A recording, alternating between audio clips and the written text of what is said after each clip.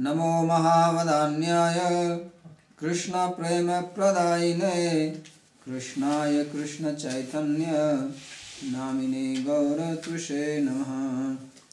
पंचतत्वात्मकं कृष्णं भक्तरूप स्वरूपकं भक्तावतारं भक्ताख्यं नमामि भक्तशक्तिकं। श्री कृष्ण चैतन्य प्रभु नित्यानंद श्री अद्वैत गदाधर श्रीवासदि गौर भक्तवृंद। हरे कृष्णा कृष्णा कृष्णा हरे हरे, हरे Ram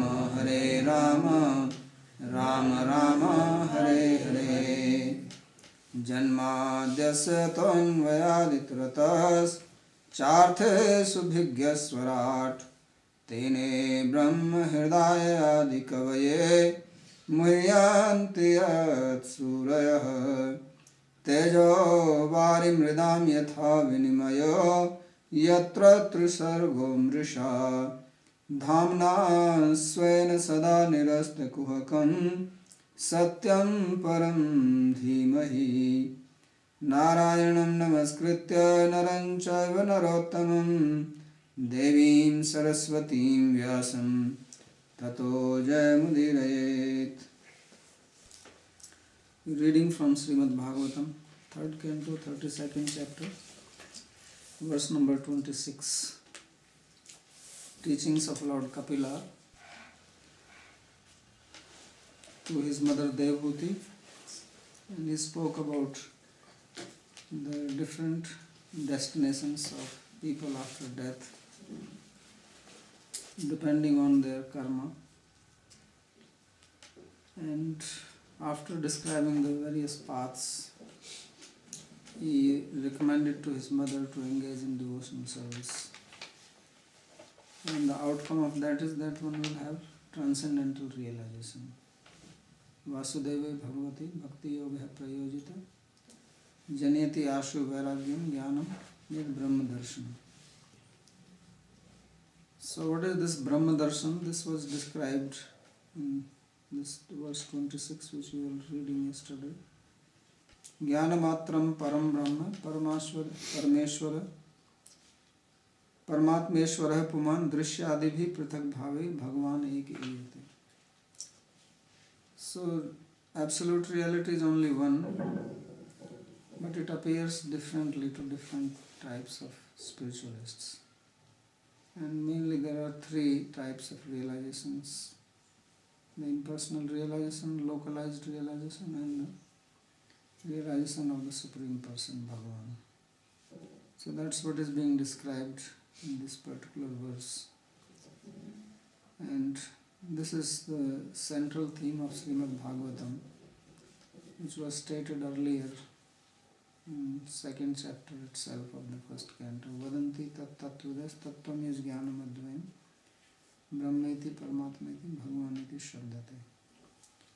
So reality is called by three shabdas, three words, three names: Brahman, Paramatma and Bhagavan. And these three names are because of the three types of people who realize: Jnanis, Yogis and devotees, Bhaktas. So that's what is being said here, because Lord Kapila has spoken about Jnana Marg. He also described Yoga Marg, and now he also spoke about Bhakti Yoga, and then Karma Yoga was being described. So Sri Vishwanath Chakravarti says that evam cha bhakti yoga dhyayoktam pashyanti te me rucharani ambetyadibhir bhakti phalam bhakti bhagavad dhamni premvat parshadattvam. In the 25th chapter, 25th verse, he has said that when one becomes accomplished in devotion, then he sees my form. Pashyanti te me ruchirani amba santa prasanna vaktraruna lochanani rupani divyani varapradani sakam vacham spriniyam vadanti. So he said that my mother, you should know that they see my beautiful forms with a smiling face, red eyes, and so on. So he says that this is the outcome of Bhakti Yoga, which was said here, and that is also described in this verse. So they become associates of the Lord in His abode. Devotees, they reach the planet where Lord personally is residing and live with Bhagavan eternally. You don't have to again come back here and get into all kinds of troubles. So they become Parshadas, Premvat Parshadatvam. तथा ज्ञान योग अध्यायोक्तम निश्रेयसम सुसंस्थानम केवलाख्यम आश्रयम. So the destination which is reached by Jnana Yoga, that was also described in this verse, Nishreyasam Swasansthanam Kevalyakyam Madashram. That they attain the ultimate welfare, Nishreyasa, in the form of called Kevalya, light. It is a very light place, nothing heavy about it. So everything is only light. Therefore it is called Kevalya. Keval means only, there is nothing else. And it is Mama Ashrayam. It is under the shelter of the Lord. It is not different from Him. Brahma hi pratistham amritasya vyasya. So Bhagavan is the pratishtha, ashraya, shelter of Brahman. So therefore he says the same thing here. Nishreyasam swasansthanam kevalakhyam amashrayam. So ityadina jnana phalam brahmakyam. तथा अष्टांग योग अध्यायोक्तम मुक्ताश्रयम यदि निर्वश्यम विरक्तम निर्वाणम गच्छति इत्यादि भी योग फलम.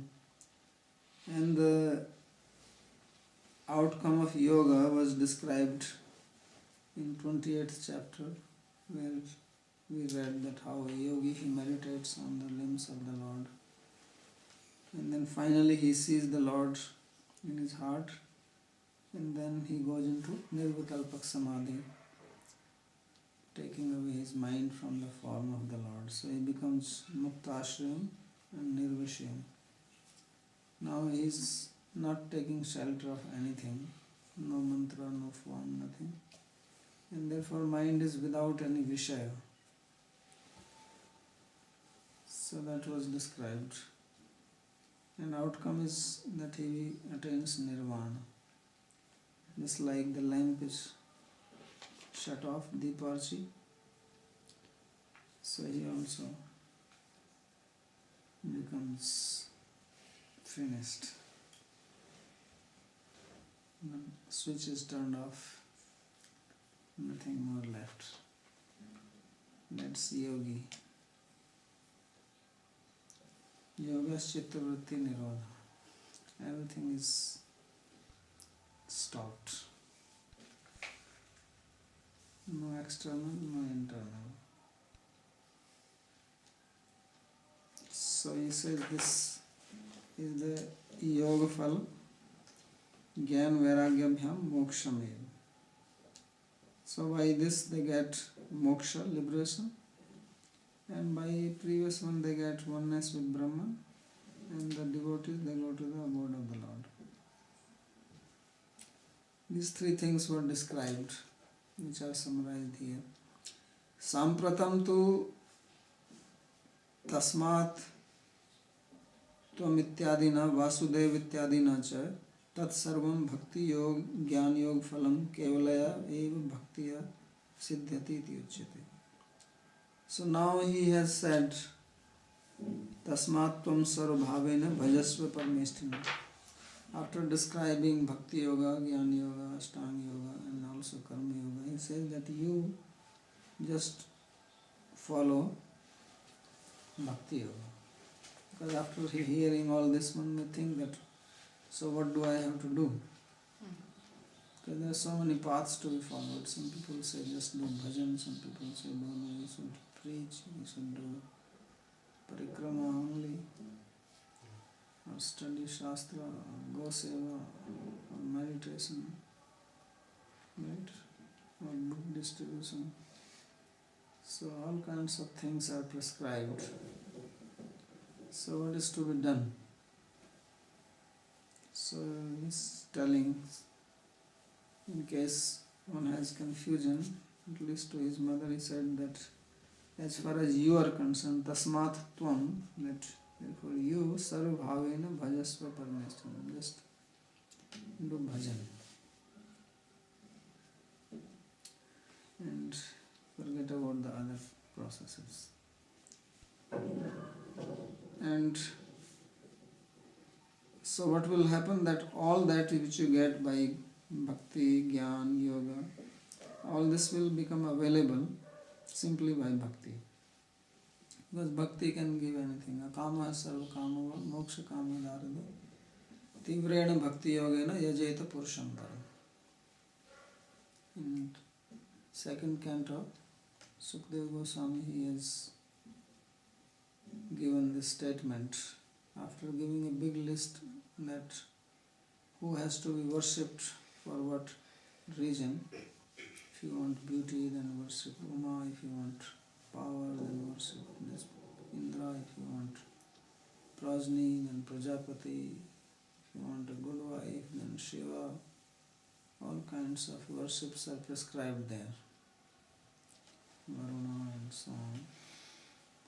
So he says, but what if you have many things, or one person where you can get everything? Because these people, they give you only one thing. You go to him, he can only give one. If you want another one, then you have to go to another one. And what if you don't want? So then his conclusion was that akamaha sarva kamava moksha kamaha dharati. That whether you have any desire, no desire, desire for liberation, then if you are udaradhi, if you are not a miser, you are a little bit generous type of fellow, then worship only the Supreme Person. Why generous? What is the connection? Because miserly people are very limited in their thought. They only think one track. And Vasudeva is big. So you have to have a big heart. You cannot contain him in a small heart. So Udaradhi, you have expansive intelligence, generous, open-minded. Basically, Udaradhi means open-minded. Consciousness. You are not a fanatic. Right. Yes. So then he says, engage in Bhakti Yoga. Tivrena Bhakti Yoga. Tivra means powerful. Manogati Ravachinna. Gangam Sambhadav Yatha. It's like the flow of water of Ganga flowing with strong current. If you go to Rishikesh, so like that, perform Bhakti Yoga, not lukewarm type, but with force. Tivrena Bhakti Yogena Yajeta Purusham Param. Not half-minded, but with one's full heart, full attention. Then everything will be satisfied. So this is because Bhakti can give anything, because all these other people are also giving it ultimately because of Bhakti. And iti uktam chayat karm viryat tapsa ityadu. So it is also said that yogena dana dharmena shreyo bhiritrairapi nirvare yataschayat sarvam mad bhakti yogena mad bhakto labhate njasa swarga aparga mad dhama Kathanchid yadi vanchati. It says that whatever you want to attain by performing materialistic activities, science, technology, karma kanda, yoga, austerities, various types of austerities, or charity, religious principles, some other type of ideas people have, energy healing these days, very popular. Right? Yantra, mantra, tantra, all this, renunciation, vairagya, says that all this one can attain through my bhakti. By performing devotion to Krishna, one can attain any of these things. Whether you want to go to heaven, swarga, apvarga, or you want to become liberated, Brahma realization, Madham, you want to go to my abode, Kathanchid yadi vanchati. If sometime, usually devotees, they don't want any of these things. They only want bhakti. Because why ask? Why become a beggar? Why not give? Right? People are always begging. So devotee wants to give. So bhakti means give.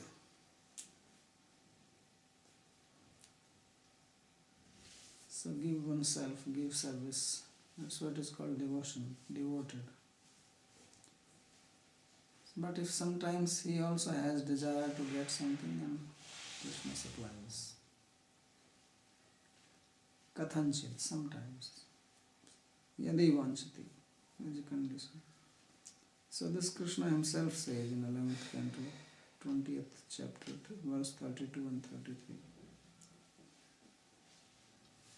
So iti vakshate sa. So tatra ka yukti riti apekshayamaha jnana matramiti. So what is actually the logic behind this, that one can have all this realization by bhakti? How does this happen? So he says, then he speaks this verse, jnana matramiti. Eko Bhagavan, Bhagavan is only one. And what is the meaning of Bhagavan? Shad Aishwarya Purna. He is full in 6 types of majestic qualities. Aishwaryasya samagrasya viryasya yashasya jnana vairagyasya japi sannam bhaveti. So all this knowledge, renunciation, fame, beauty, wealth, these all exist in him. That's why he is called Bhagavan. That is the meaning of Bhagavan. Vaikunthanatha, he is the master of Vaikuntha, the place free from all troubles. There is only one place where there is no trouble, and that is called Vaikuntha. Everywhere else there is some problem. Eva drishyadibhir दृश्य ज्ञानम तदादि भी साधने पृथक भावे पृथक भावना वद्भिरुपासके परम ब्रह्मादि रूपयते. So it is he only who is manifest in different ways. And now he is talking here mainly from transcendental point of view, that according to the bhavana of the upasaka, according to the process one is following, the mood one has, the temperament, prithak bhavna vadbhir upaskai, because the people are following different paths, sadhana, practice. So he only is manifest as Param Brahma, Parameshwara, Bhagavan. Yadva drishyaihi swarupaihi adrishyaihi swarupaihi drishyadrishyaihi swarupaihi tatra parabrahmano lakshanam jnanamatram paramatmano lakshanam ishvara pumanati. So he says, or the meaning of the word drishyai. First he translated the word drishyai as knowledge. And now he is translating drishya in its original sense, which means visible. Drishyadavi. So he says that he is manifest sometimes as drishya, visible, and sometimes as invisible. In two ways.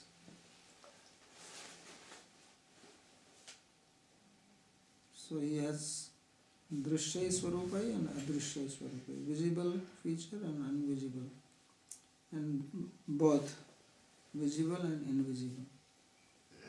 So he says that there are three manifestations of him: drishya, adrishya, and drishya drishya. Visible, invisible, and both visible and invisible. So what is that? It says tatra parabrahmano lakshanam jnana matram. So parabrahma, this is the first one. Jnana matram param brahma. That Brahman is just jnana matram. It's only consciousness, nothing else. And therefore obviously it is adrishya, not visible. Cannot see jnana. And Paramatmano Lakshanam Ishwaraha Pramanit. So this verse is giving the characteristic of both Brahma and Paramatma. So the characteristic of Brahman is Jnanamatram and Paramatma Ishwara Praman. And the characteristic of Paramatma is that he is Ishwara and he is Praman. He is a controller and he is a person. Brahman is not a person.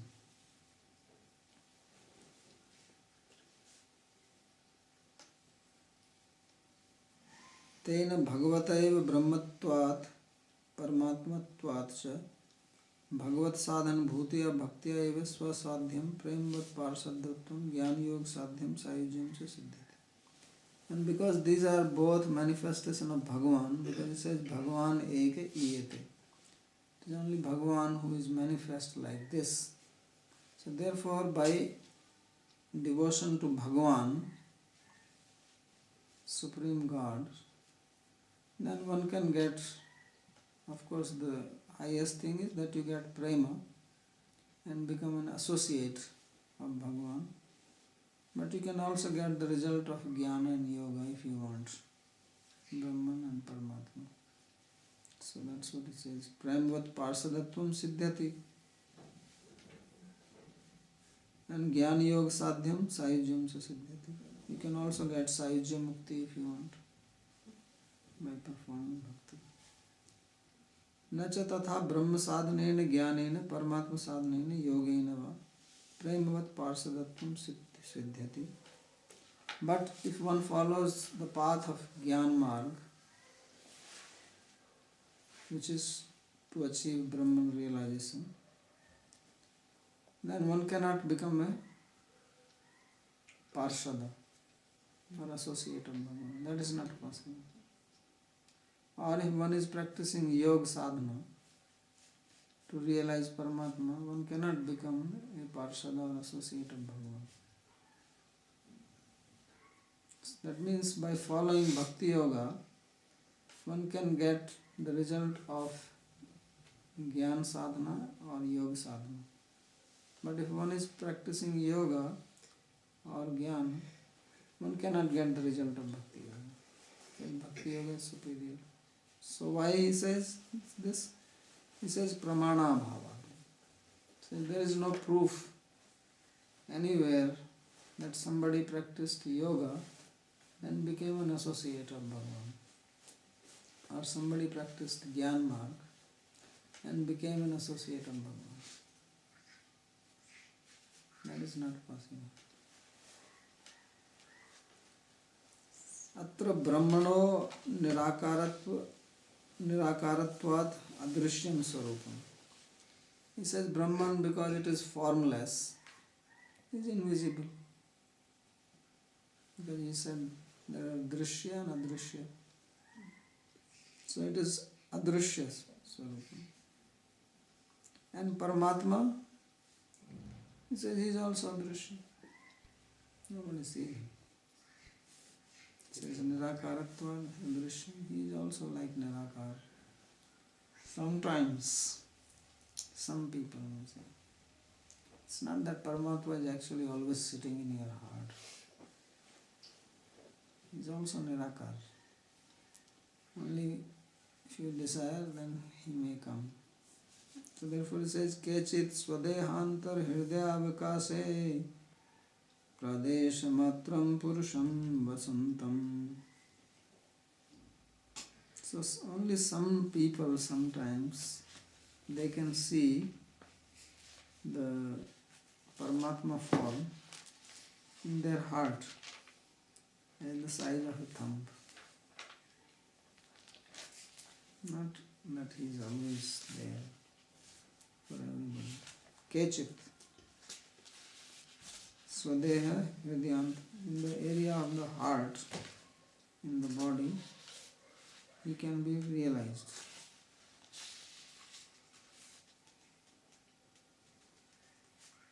Otherwise not. So in that sense he can be called as visible.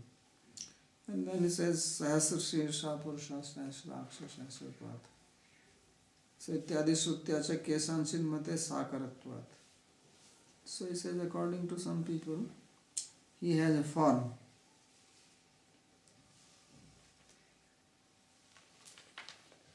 So then he is Drishya. So in other words, there are two opinions about Paramatma. Some say that Paramatma has a visible form, some say he is also like Brahman, invisible. And Bhagavatastu Brahmatvat Paramatmatvat cha adrishyam Bhagavad avatar kale drishyam Anyada drishyam adrishyam. Bhagavan, he is as Brahman, he is invisible. As Paramatma, he is invisible. As Bhagavan, he becomes visible during the avatar period. When he descends on earth, then he becomes visible. Because at that time, he desires that everyone can see him. Sarve vam pashyantu. Usually Bhagavan is also not visible, but when it is time for him to take an avatar here, then by his will everyone can see him. So then he is visible. And when it is not time for avatara, then he is both visible and invisible. To his associates, to his devotees, he is visible. To others, he is invisible. At the time of avatar, he is visible to everybody. Is Drishya the root like darshan? Yeah. Drishya.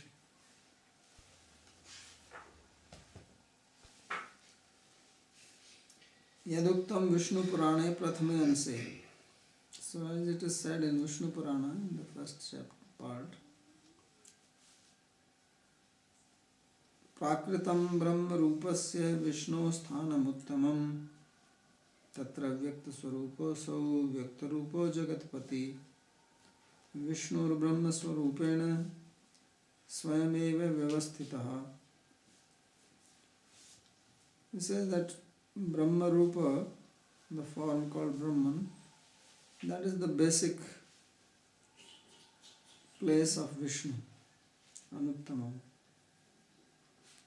Tatra Vyakta Swarupa Sau Vyakto Rupa Jagatpati. And there it is the Avyakta Swarup, or unmanifest form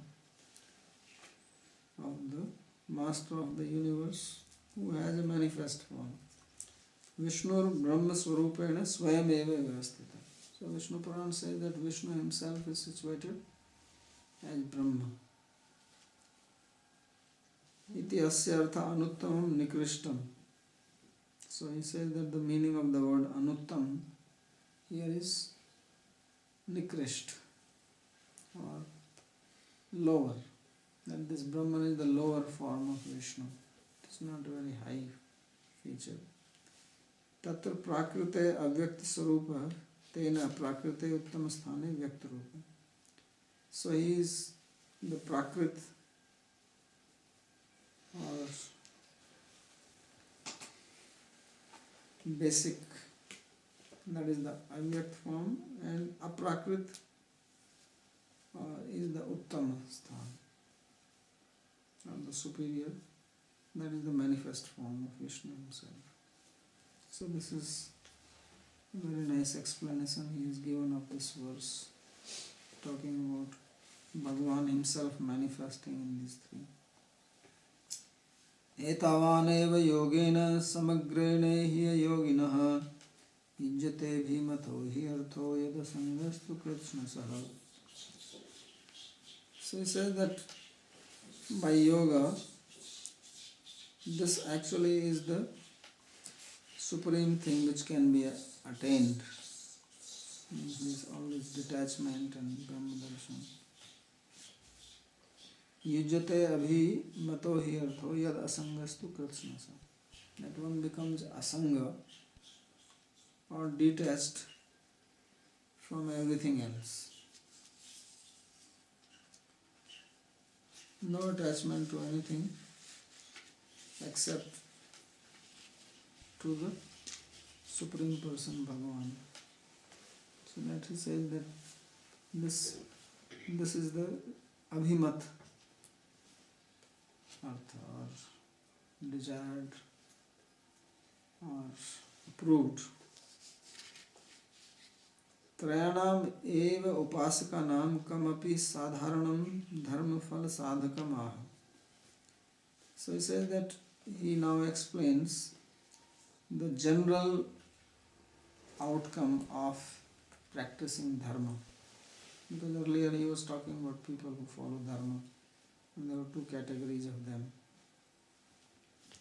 Those who are materially attached and those who are doing it only for the sake of duty. So he says, he gives his general meaning. Yogena bhakti akhyena jnanakhyena yogyakhyena cha yogino bhaktasya jnanino ashtang yoginasya yata kritsnaso asanga indriyarthesu anasakti retavaneva abhimata artha sadhakatvat. So he says that one of the basic result of practicing Jnana Yoga, Ashtanga Yoga or Bhakti Yoga is that one becomes completely detached. Asanga, Kritsnasa, completely. This is a common characteristic of all the three paths. That because any spiritual path, these days this word spirituality is also very much misconceived by people. People don't even know what is spirit or have no idea, and they say I'm following a spiritual path. So the basic level of spirituality is that you go beyond matter. Just recognize that there is a spirit beyond matter. So people are doing something with the mind or energy, material energy, and they think that this is spirituality.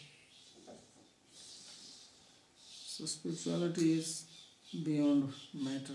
Therefore he says that Kritsnasa asanga, one is totally detached, no matter what path one is following. And this is the abhimathartha, this is the proper goal achieved. Because this will give the ultimate destination of that particular path. Indriyarthesu anasakti, complete detachment to the objects of senses. Then only one can attain success, whether it is Jnana, Yoga or Bhakti. Kritsnaso anasaktiya eva swabhimatam vastu prema moksha labhyate. The meaning is that only by complete detachment one will attain one's desired goal. Whether the goal is bhakti or goal is liberation, it doesn't matter. Because these paths are not for material benefits. For material benefits, he already talked of the Karma Kanda part. But the goal of Jnana Yoga, Ashtanga Yoga or Bhakti Yoga is not material. It's becoming free from material bondage. Becoming free, free from material conditioning. So that is the basic characteristic. And therefore he says Abhimatartha, and this is the desired. So one has to know this. This is the result. Jnanamekam parachinairindriyai brahma nirgunam avbhati artha rupene bhrantya shabdadi dharmina. Now he goes into a little bit of philosophy. He says that actually there is only one Jnana. There is only one reality, which is Nirguna. That reality is free from the three gunas of Prakriti. Jnanam, Nirgunam, Ekam. And that is the Brahma. That Jnana is called Brahma. Satyam Jnanam Anantam Brahma. So that one Jnana, it appears as various objects through our senses because of improper knowledge. Avbhati arthrupene bhrantya shabdadi dharmene. So because of bhranti, because of misconception, it appears as material objects which we can enjoy.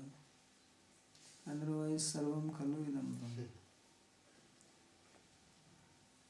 This is what Vedanta is saying.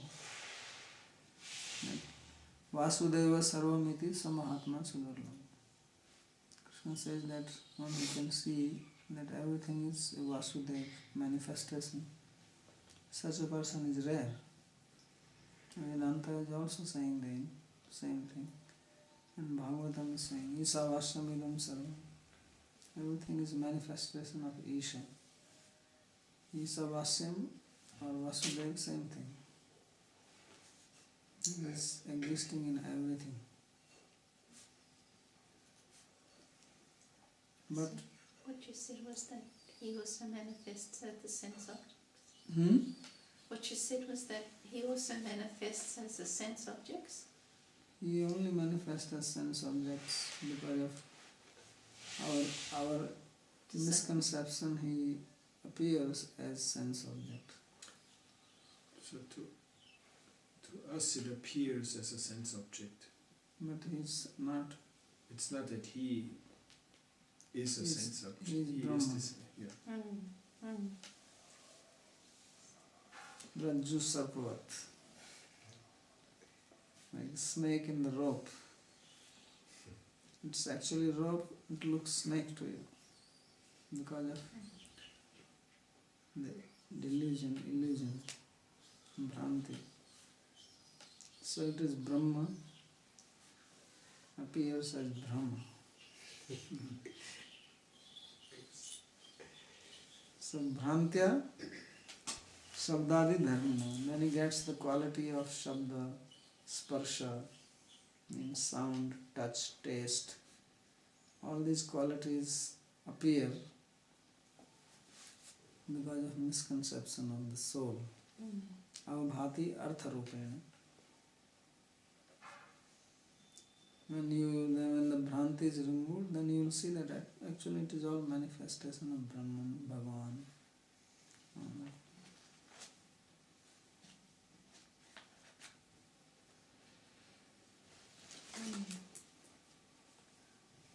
So now he gives a very interesting commentary on this.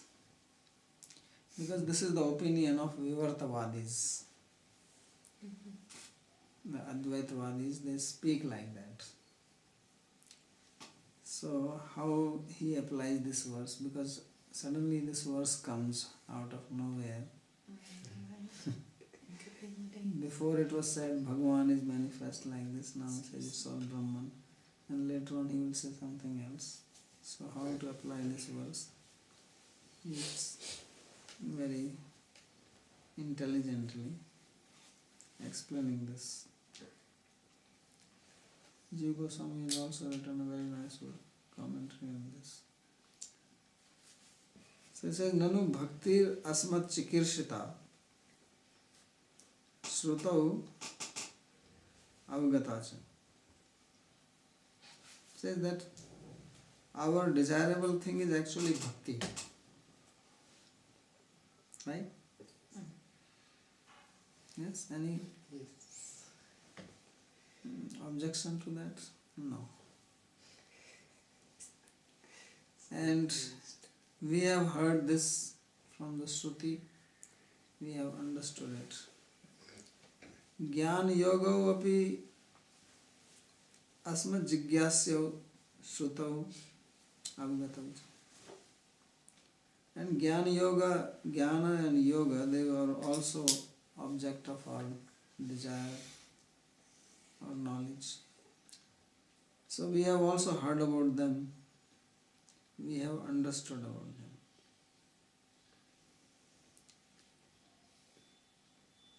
But there is one thing which we have not understood properly,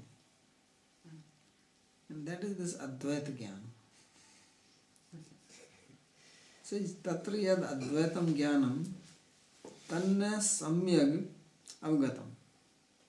So this is not clear yet. That what is this Advaita Jnana? Sankshepena ata sankshepena bruhi. Can you say this in short? What is it? Ato vivartavadinam sammatam jnanam. Therefore, he is speaking as a reply to this question about Gyan as understood by the Vivartavadis. So Vivartavad is the word which is used for Shankaracharya's philosophy. And what it says is that there is only one reality and there is nothing else. That one reality we give a name as Brahman. Actually it has no name because there is no one to name it. And if there is only Brahman, then who is going to name whom and for what reason? So Brahman is also not the name of the absolute reality ultimately. But just for understanding, we call it Brahman. And that Brahman is actually Sat Chit and Ananda. It is eternal, existing, it is consciousness, and it is Ananda, bliss. But really speaking, it is also not Sat Chit and Ananda because there is no one there. Right? There is no one home. So what it means Sat Chit Ananda? It has no meaning. So really speaking, there is nothing you can say about it because actually it is nothing.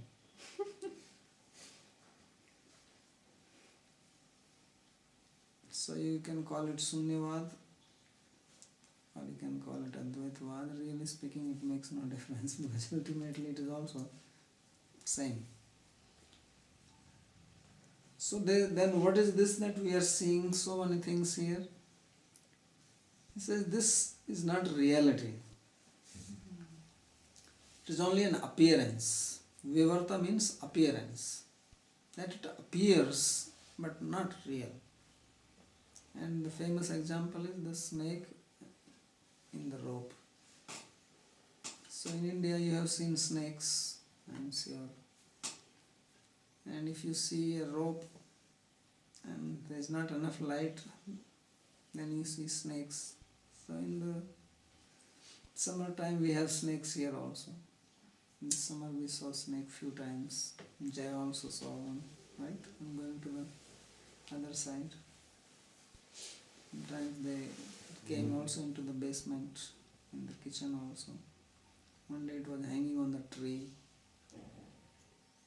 So many times you see snakes here.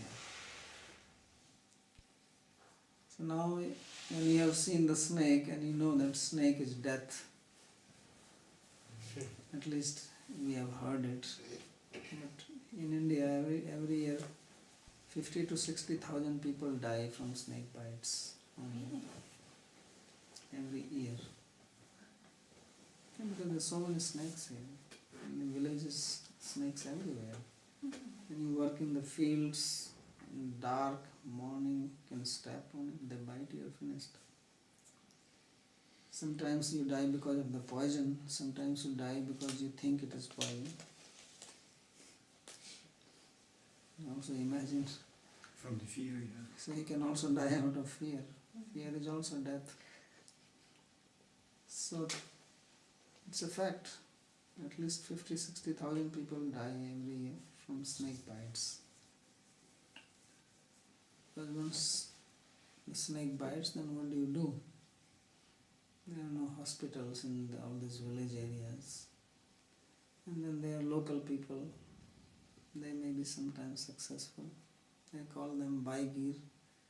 And they come and they try to get the snake back, give some medicine, try to remove poison, all this they do. Previously there used to be also mantra people chanting and removing the snake. I have also seen it in my childhood. So those are Indian solutions for snake bites. So anyway, there is a fear of snake. And if you see a rope lying, or maybe actually a snake, sometimes, then immediately the idea of snake comes and you become scared. But then if you throw a light on it, then you see it is not a snake, it is a rope. So what was it when you saw it? It was a snake because you got scared. And your heartbeat increased, your blood pressure went up, maybe you jumped up and shouted out of fear. So but ultimately it is rope only, because rope was there before, rope is after, in between snake. So the reality is rope, but it appears as a snake. That is called vivarta.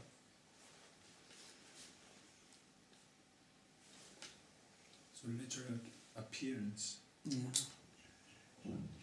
So this world is also Brahman, but it appears as the sense objects because of this bhranti, illusion. Everything is illusory, the reality is only Brahman, because the Upanishads say that. Sarvam khalu idam Brahman. Why they made this philosophy? Because Upanishads say that all this is Brahman. So if all this is Brahman but we don't see it as Brahman, then there must be something wrong. It's actually rope and you see it as snake, there must be something wrong. So why you see it snake? Because of the illusion. If this is Brahman and we see it as the world of objects, then there must be illusion created by Maya. Right? So that's why then Maya comes into picture. Then Vivartavad becomes Mayavad because of that.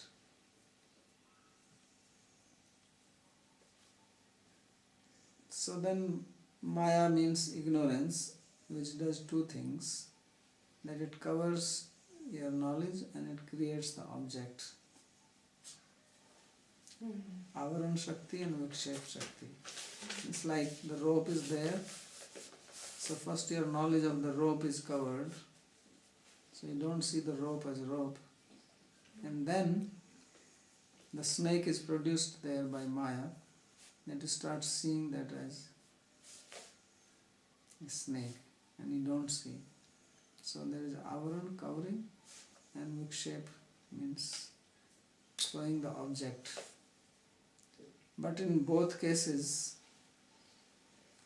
the adhisthana remains Brahman. The object is where you see the snake is actually the rope.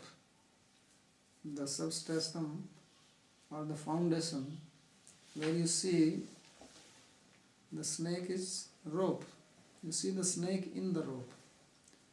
So in the same way, this world is actually Brahman. You are seeing the world in Brahman. So Adhisthana is real, it always stays. And the world comes and goes, just like the snake. Can you explain that again, please? The world is Brahman, but we see the world in Brahman. Yeah, because the reality there is only rope, but you see a snake. And you see the snake in the rope. But the reality is only rope. Right. But the snake is not false. Seeing the world is the illusion, yes. Only thing is that you have to know that the snake is not false. Snake is not real. It is not false. Because false means which does not exist at all, like the horn of a rabbit. So it is neither real nor false.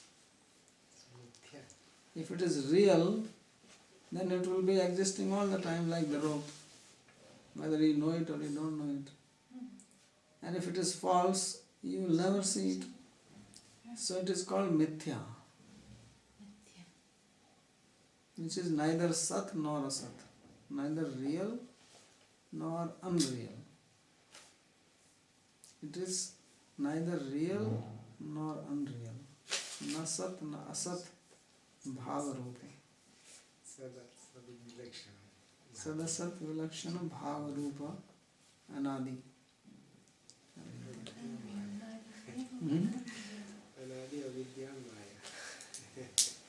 So this is the definition of Maya given by them, that it is neither real nor unreal. It is different from both real and unreal, yet it is not abhav, it is not non-existent, it has existence, bhava rupa, and it is beginningless. It has no beginning, this illusion, Maya.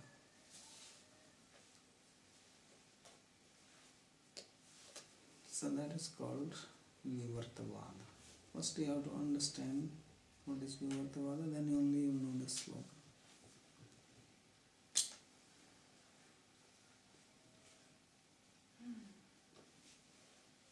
So Jiva is also Brahman, the world is also Brahman, so there is only Brahman. Out of illusion all this variety appears.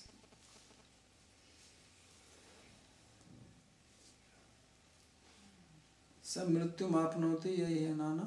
What is that? Yeah. What is the first part? What is the first part? Yeah. Yeah.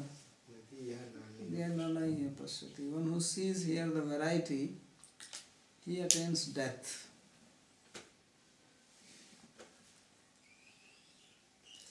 Upanishad speaking. Because nana nai hai nana asti kinchana. Because there is no variety here. There is only Brahman. Variety is an illusion. So one who sees that, he will die. Snake is going to bite him. Snake will not leave. He is not created by Maya for nothing. So then what is to be done? You have to get jnana. You have to get rid of this Brahma, ignorance, and that can be removed only by jnana. Therefore, rita jnanatna mukti. Without jnana, there is no mukti, there is no liberation.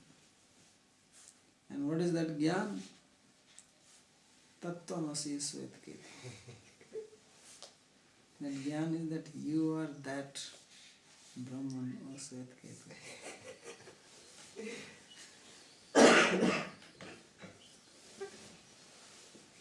ठीक है?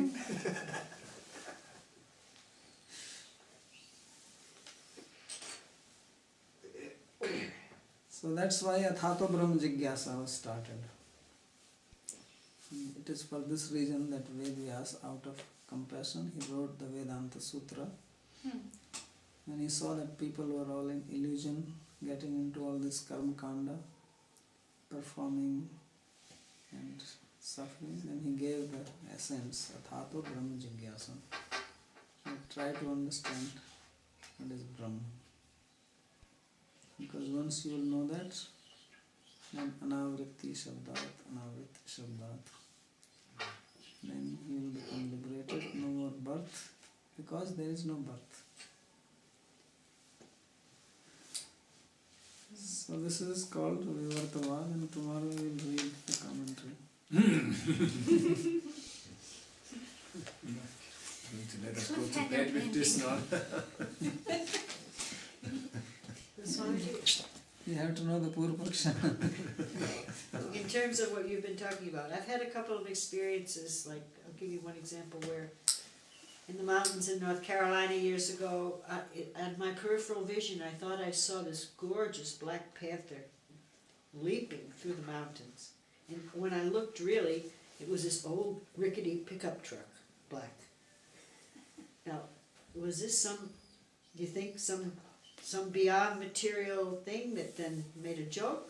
Or was it always just a truck? No, it was always a truck. So I have just had a big imagination. It's called superimposition. It's called Adhyarop. I didn't hear the last word.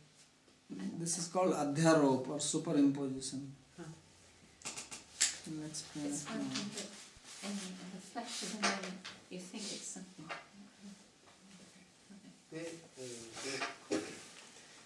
The Jnanis, they will not become Parshada. No. Uddhava was also Parshada, Yeah. he was not Jnani. No. Afterwards, he No, he is a devotee always. He is associate. He says that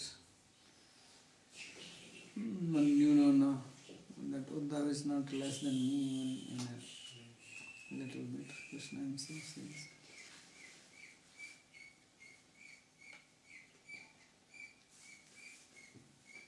So in the example of the rope and the snake, that means that the world in Brahman is actually the rope, but we see the snake in there. Yeah. Mm, And terrified all the time.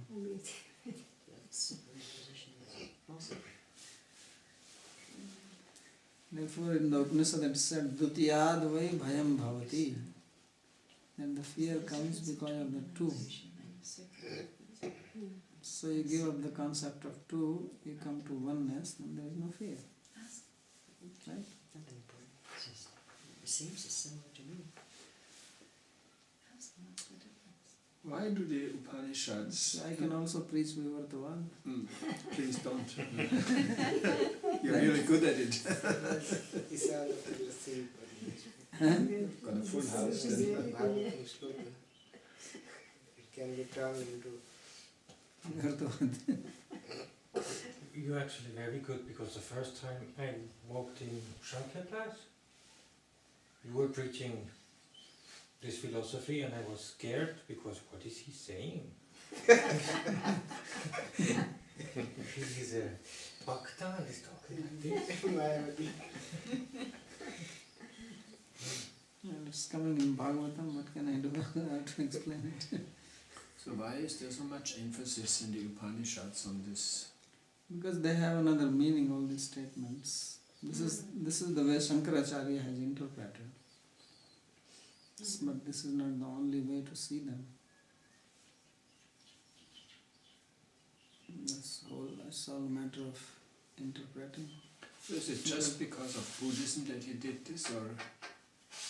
Yeah, at least that's how we understand. I have a question regarding this verse that was read, 28-29. That out of delusion we see the sense objects. So I was wondering, what about the Archa Vigraha, which we perceive with our senses, right?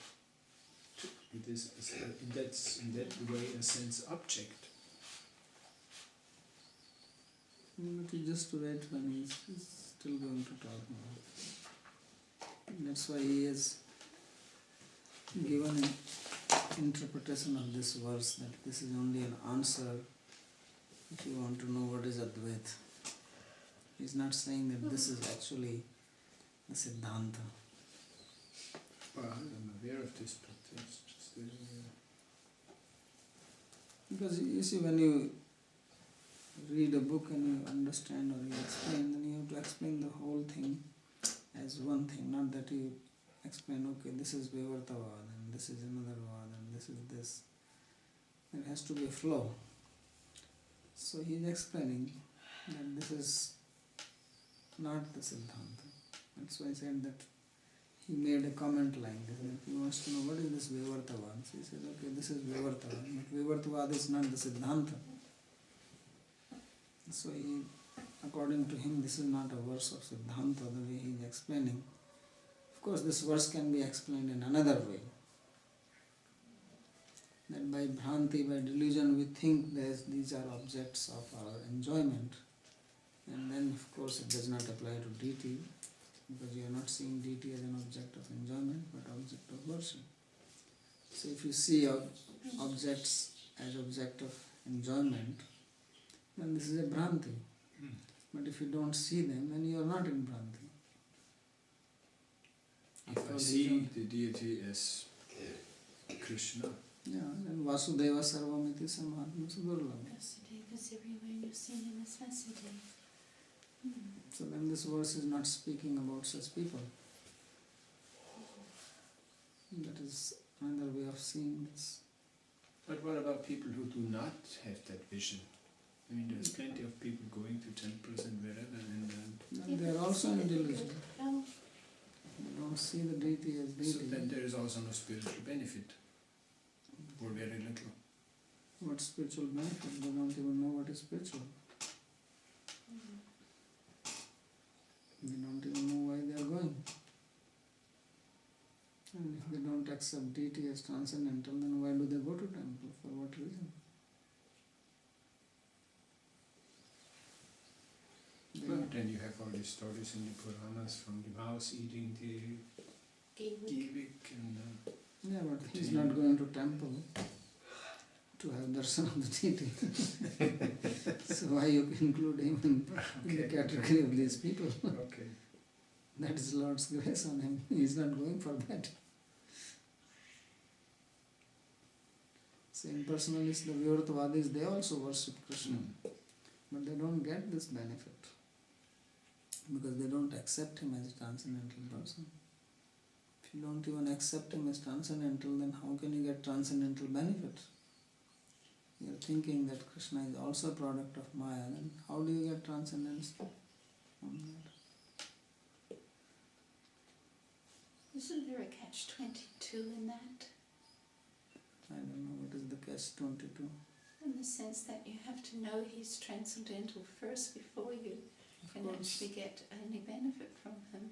Of If he's course. already transcendental, then just by innocently seeing him, then there should be some benefit. Yeah, there is benefit if you are not offensive. But if you are offensive and you don't even accept him transcendental, then why should you get benefit? What about this conscious and subconscious mind? I mean, maybe my conscious mind does not regard these as anything more than statues, but maybe there's something in me from a past life or something that brings me to Vrindavan as opposed to the Riviera in the winter. That is all right, but to get a benefit, we are talking about the outcome of an action. So outcome of action is dependent on few things. Number one, which is very important, is that action is not just because you do an action and it gives you a result. Usually we think like that, but the result is very much influenced by the consciousness of the doer. And this is what I talked yesterday also. So same activity can give different results depending on the consciousness of the people. The people worship, but if they are worshipping for material gain, then there is a material result. And if they think that this is also material, then material only will come. So this consciousness, awareness is very important.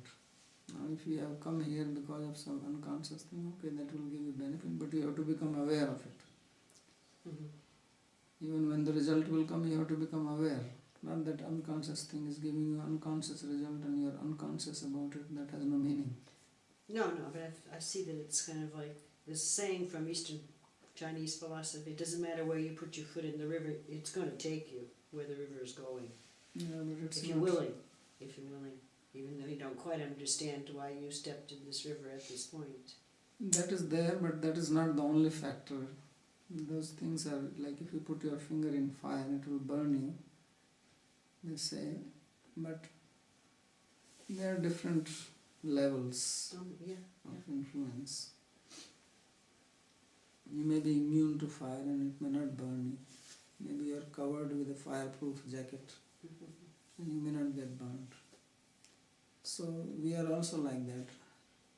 Because of certain past actions, we can also become immune to become influenced by transcendental things. That we go there and they don't influence us because we have developed an immunity towards it. Now that immunity is not in the positive sense. Right, repulsion almost. Yeah. So some people have become immune to spiritual progress. And they cannot progress because there is certain blockage they have created themselves. So those have to be understood and removed. So the many statements saying that if you pay obeisances to the deity, then all your sins are eradicated like that, and you make spiritual advancement. They have to be seen in the context of paying obeisances also with one's consciousness. Yeah, with consciousness and without the immunity part, Right. which I am saying. Right. That suppose you pay obeisances and you can get this result, but you have made yourself immune to get that result, then you will not get it. So one incident was like in New Mayapur, France. France is not a very good country for Krishna consciousness. And there was a workman who had to come and do some work in the temple. So the devotee took him in, and when the devotee entered, he paid obeisances to the deities. And so this workman, he just saw that and so, okay, he got down and also paid obeisances. He wasn't conscious that it was God there, the Lord. But he had a simple, innocent mind, and he just You did don't that. know what he was conscious of. How would you know? He was. How would you know? It wasn't me, it was others. Well, but how would anyone They know? know because they knew him, and he was just a worker who had never been there before. Yeah. And then I can ask the question also actually that sometimes these people, they believe in God, maybe not in Krishna, but Not in Krishna, yes, that's why I'm asking. So what happened then? Oh, they were all excited, thinking, oh, well, he's some kind of devotee, he's made a lot of spiritual advancement, because here it says, if one pays obeisances, because they were seeing it in the terms of he paid his obeisances with his physical body. Yeah, but I'm saying that these people who are excited, they're paying obeisances few times a day, every day. Yeah. But how much advancement are they making? They get excited that this guy paid obeisances and they're excited. But why don't they look at themselves that they're doing it every day? Yes. And then you see their personal lives, we all know about it. I was there in Mayapur 2 years ago speaking on Bhakti Sindhu. One guy came with a bucket full of water mixed with cow dung and dumped on the host who had invited me and all my cloth and his clothing. It was a mess there. Just came with the bucket, walked in and threw it. And these are the people who are paying obeisances day and night there. It sounds a little weird. Yeah. So the men may have been even more elevated than the guys who do it all the time. That's what I'm saying. Also, I'm saying is you don't know. Maybe you're just being polite, following his host. I guess the men just had a sense of culture. That's why I was asking the Maybe, question. but we don't. From the outside, Yeah. we really can't know. The So condition of either these of all these these two. statements, as I said, they all have meaning when the person is Yes. simple and free from offense. Simple and free from In innocent, then they have effect. And that's what I meant by this immunity part. That we all have history, And free from and it. if we are in the material world, we are not here for nothing. If we were obviously like this, that we pay obeisances and we will be immediately liberated to Vaikuntha, then most probably we will not be here. Yeah. So the reason we are here is because we have also performed many offenses. And that's why these things don't work unless we have to get rid of those offenses. And that is one part of the sadhana. Otherwise one name liberates you. Even Namabhas can liberate. So we go on chanting and we don't see anything. Or maybe very little. So this is there to remove the offenses and come to that level of Namaparad, freedom. Then all these things give influence. That is one explanation. Second thing is that sometimes Lord knowingly does not give the result of devotional activity, although it has that effect. He does not make it manifest so that unscrupulous people don't take advantage of it. Otherwise they will say, okay, let me go this and then I will ask this from God, because it works so nicely. So he also keeps his path a little secret. And therefore, although the benefit is there, he does not make it manifest even to that person. And in due course of time, he will give it. But Shastra is explaining so that we understand that this process is very powerful and it is not like any other path.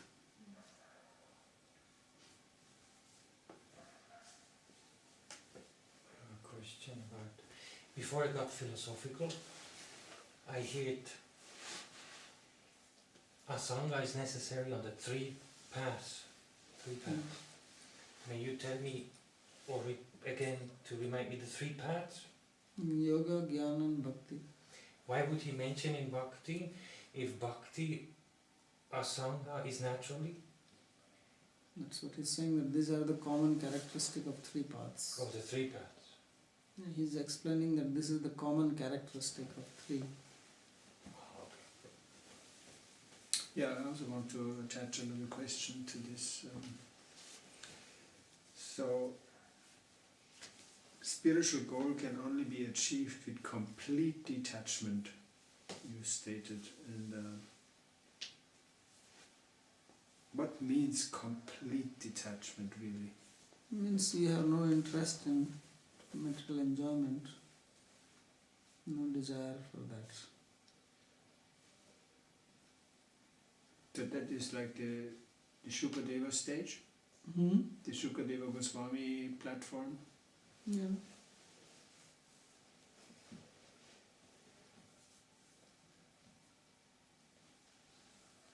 So anybody who pursues a spiritual path, wherever and whatever,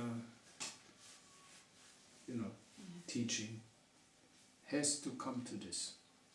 Yeah, otherwise you will remain, if you have desire for material enjoyment, that's what I said, that the result is by sankalpa. Sankalpa means what is your resolve. So if your resolve is not that I want to be completely free from all this material entanglement, and you still have interest here, then that interest will keep you bound here. Because many people mistake this extreme detachment with aversion.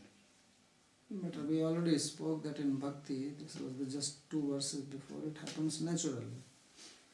Janeti ashu vairagyam jnanam chayad jnanam yad brahma darshanam.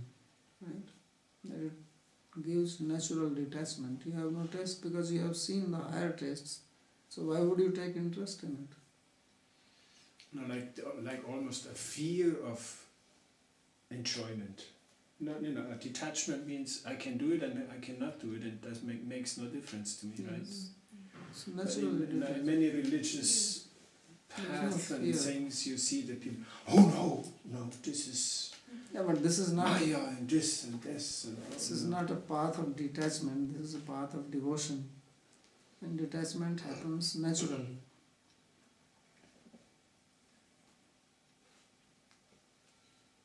those are paths which one practices detachment. And if one is not detached, obviously God only knows what they are doing. But here you don't practice detachment. Detachment happens because you lose interest in it. You become devotee, maybe before you were eating meat, now you don't eat. So do you have to always be in fear? That Not at all. it's just natural that you lost taste for it. Yeah, you don't even think about it, nor you are thinking secretly, let me think about meat eating. You have no interest. This is what detachment means. So is it not 100% detachment? Or you still have some doubt that maybe once in a while it's good for me and what is wrong anyway? Animals have to die. No, you have no interest in it. So this is what detachment means. So like that you become detached. So labho jiveta yavata jivasya tattva jigyasa. But you have to maintain your body. So you take, and that also we take as prasad. Not independently. So this whole idea of that I am enjoyer is given up in bhakti. If you don't have the idea that you are an enjoyer, then where is the question of not being detached? So when there is an aversion, which is like the other side of the coin of attachment, You are not that having means one is aversion. not really It's not an aversion. detached. Aversion is just other side of the. So this means I am maintaining some attachments. That's why you have aversion. So So that's why interesting, there's- interesting. Yeah. Therefore in bhakti there is no bashing against woman association and women are demons and women are maya and this is not there. Because when you are doing this, then also you are having some attachment.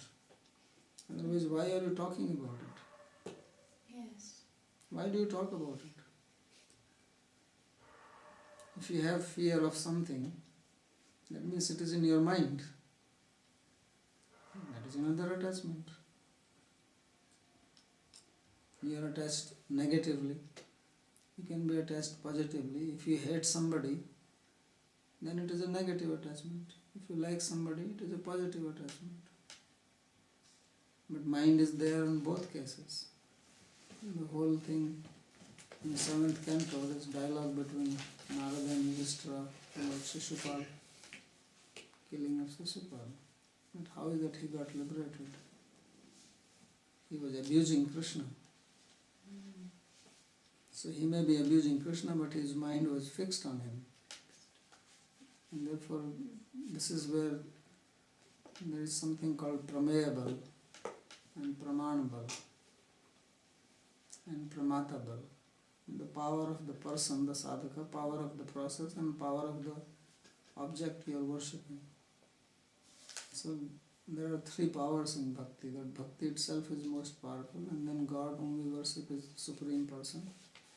And then we as devotees, if we give up this idea of enjoyership, then this is most powerful thing. Would you please repeat this? Because I have to have this. What was it? 3 P's. 3 powerful. 3 powers of The power of the process, the power of the deity, and the power of the Supreme deity, yes. the process. Process, person and Paramatma. The 3 P's. Process. Person and Paramatma. Thanks. Another question in the Oh, I have one more question I'm curious about. The Bhakta is only interested in Bhakti, but he will acquire everything else what the others want. Even though he doesn't want it, are there examples that he would use in the service one of these 8 yogi powers? Or let's say, one, I hear this, to get from far away something close to you. So let's say you would want to, I don't know, you would use that if you are a bhakta, or you would just not? It is not necessary. Not necessary. Because then these things also can create trouble. They create trouble.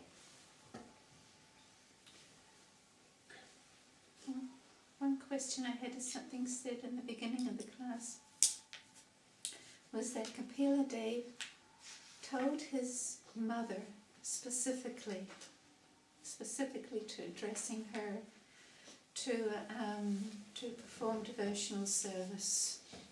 Right? So why? Why did he specifically tell her that? What was the qualities or the characteristics in her that he said that to her? You perform devotional service, not these other processes. Because devotional service is for everybody. And this is the supreme process which can be followed by any human being. The So other, he's implying that this is the superior path, no matter what you want. Even if you are qualified for yoga and you want to achieve the goal of yoga, you can get that through bhakti easier than through yoga. So that is one reason. And second reason is that what yoga and jnana can give you, bhakti gives superior to that which they cannot give. That's why I said that you cannot become an associate of the Lord by following Jnana Marg or Yoga Marg. And this is the highest to become associate of the Lord, so follow bhakti. So in all circumstances, bhakti has to be followed by everybody. That is what he means. And although I have described those paths, but they are not to be followed by anybody. When someone really understands, then should take to bhakti and not to jnana or yoga or anything. Because won't they eventually have to come to bhakti? Because even if Not they... necessary. No? You can get Brahman, you can get merged in Brahman. But would you come back down? Because wasn't... No. You don't? No. What about Sukha? Because he was explained as this impersonalist that had pure... He is a very special case. Okay. And that is also an example to show that how bhakti is superior to Brahman realization.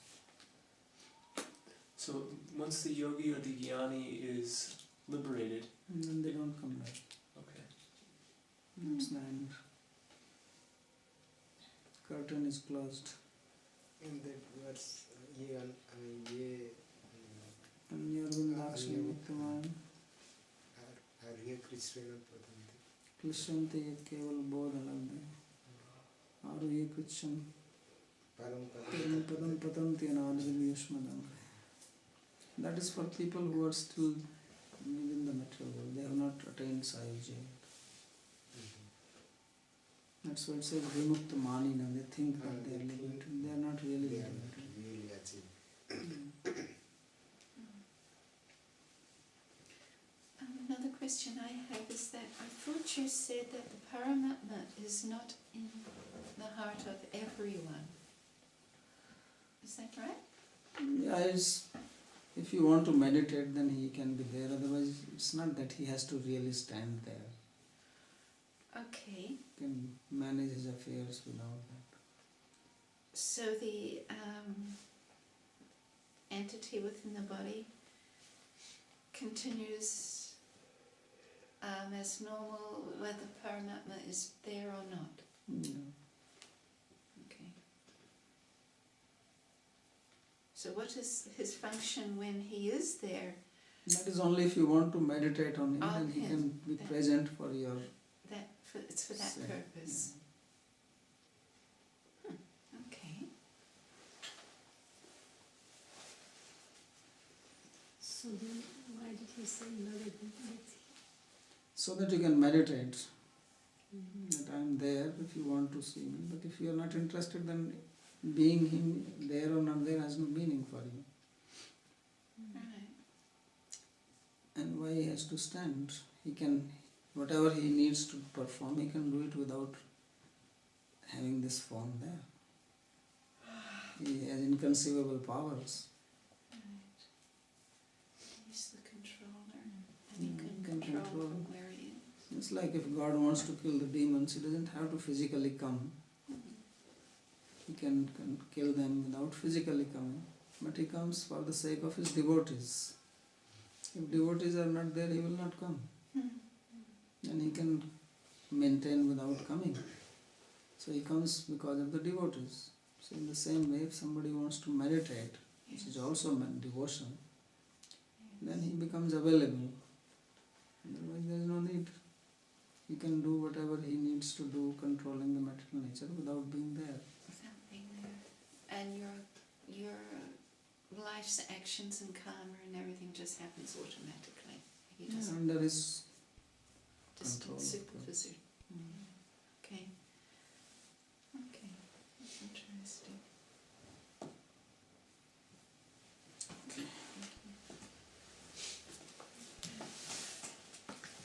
So tomorrow the class is at Yeah, tomorrow the 5:30. class will be at 5:30, but the Ustream will be only at 6:30. Because 5:30 to 6:30 I'll be on Skype.